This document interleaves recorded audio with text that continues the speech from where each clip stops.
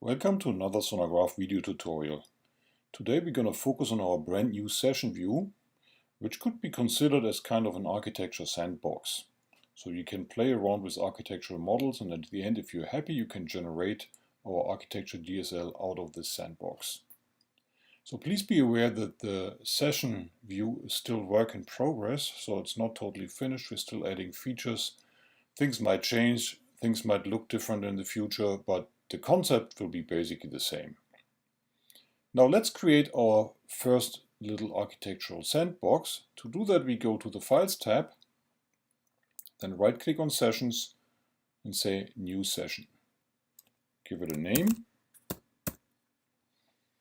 And now we decide about the model. So if you're working with Java, basically physical without root directories is the way to go, because the logical and the physical model in Java are pretty identical. In C# and C++, that's a slightly different story, because the logical module is based on namespaces, and assignable elements are the top level elements in those namespaces. So that might be different from the physical layout of the project. As I said, in Java not so much, so we're using physical without root directories here and gonna open the session view. So the session view looks like our exploration view. The arcs basically depict dependencies and going counterclockwise like this. So every dependency on the left side is going top down. So we have our project here and we know all the external stuff. We already see something which I don't like very much, because this sun.misc package is used here. This shouldn't be used anymore. This is internal JDK stuff, and certainly with Java 9 you can't use it that easily anymore. The way to solve this problem is basically to put sun.misc in an extra architectural artifact that cannot be accessed by anybody. So that's what we're going to do here. So I'm going to select it. I'm going to say new artifact from element and call that thing JDK internal.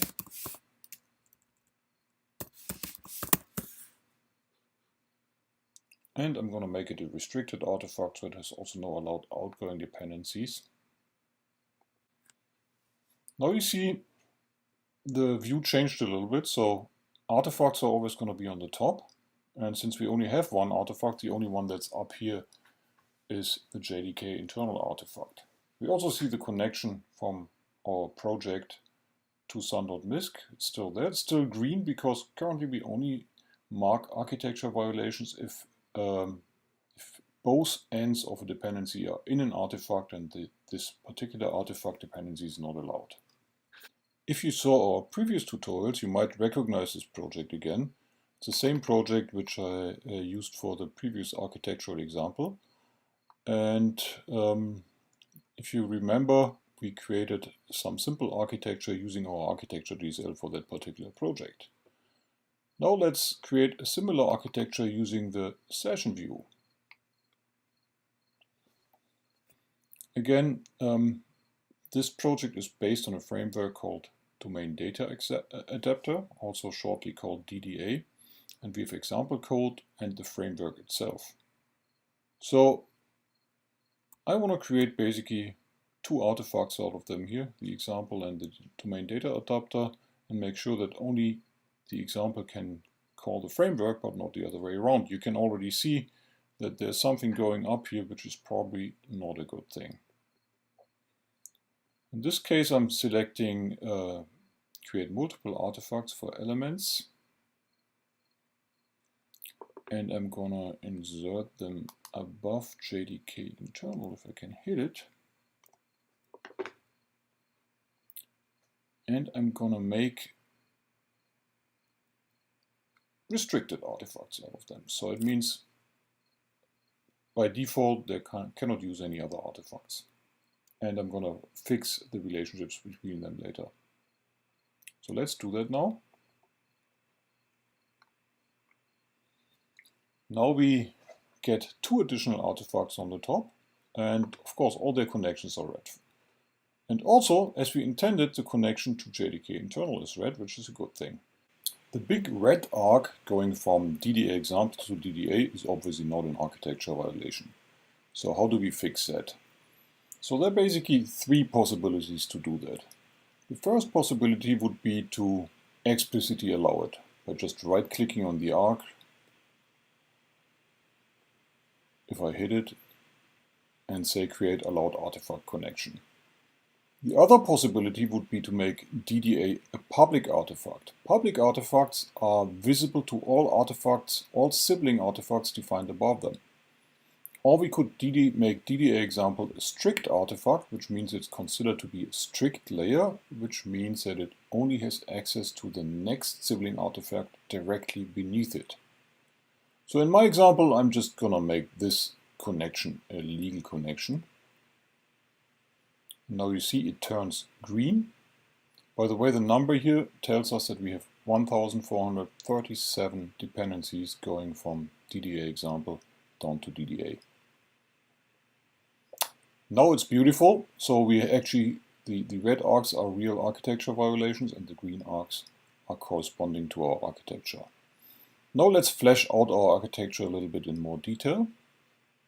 So, for example, in our example part of the project, I have two layers, business and integration, and I can just create layers out of them. And in this example, I'm going to make them relaxed layers, means all the higher level layers can access the lower level layers. So that's usually the best, easiest first step. If you want to be more specific, you can use strict layers, which would mean basically that layer number 1 can access layer number 2 can access number 3, and so on. And you could also choose to do unrestricted artifacts. That would mean we don't check their outgoing dependencies. That's a little loose, but might be a good idea for some legacy systems where you already have a lot of unwanted dependencies and just want to start with a grouping without seeing too many red arcs. So let's do it now. Created those two new artifacts, and then we can do the same thing down here for our framework code. Here we have 3 layers. And again, I'm going to create multiple artifacts. I'm going to make them relaxed layers. And everything is beautiful.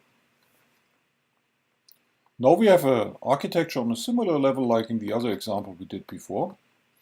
And I'm now going to just generate DSL code out of it. Call it demo, and we want to add the DSL code to the architecture check so that we can see the architecture violations in the issues view of Sonargraph. Wow, that worked easily and quickly.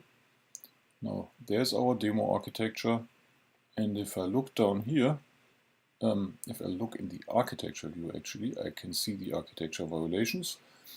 I should also be able to see the architecture violations here in the issues view. From the issues view, I can easily jump to the code line causing the architecture violation. For example, let's just double click on this one here. And obviously somebody planted that for the purposes of the demo because the field has a very suspicious name like "you got me."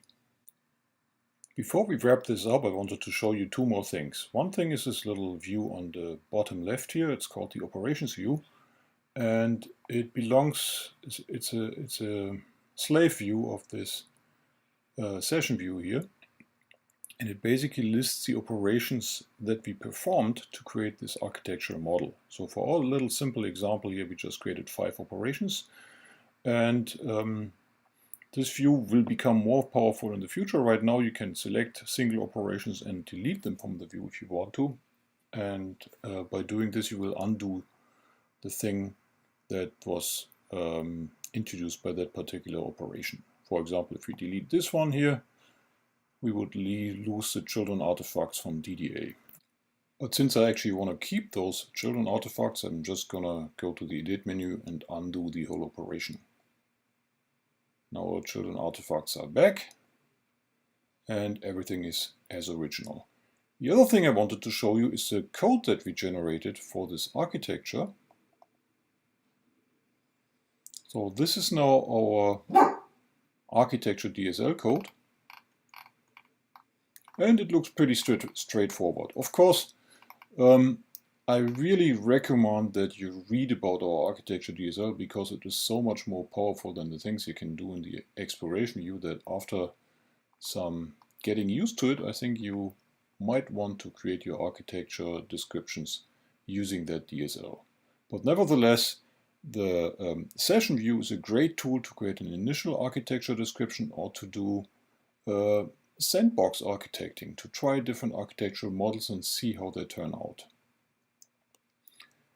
Now we're coming to the end of this little video tutorial. I hope you liked it and it showed you some new features of Sonargraph. If you have any questions about this, you can always send an email to support@hellotomorrow.com.